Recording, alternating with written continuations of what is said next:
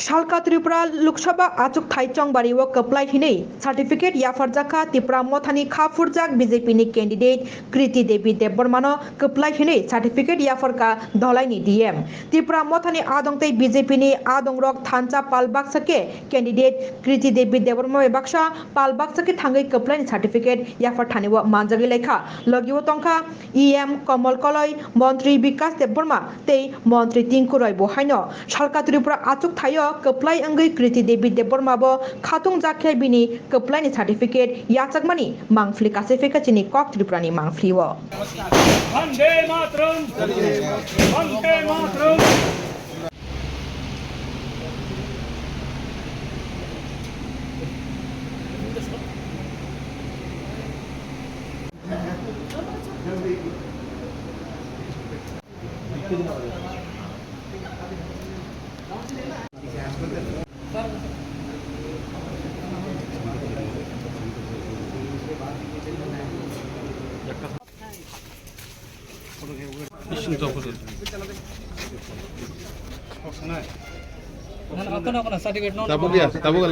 बहुत खुशी आ रही है कि इतना पब्लिक ने सपोर्ट किया और आप लोग का प्यार ने हमको इतना बड़ा मार्जिन से जिताया and I hope that we all will work together. हम लोग सब एक साथ काम करेंगे, त्रिपुरा को आगे बढ़ाएंगे।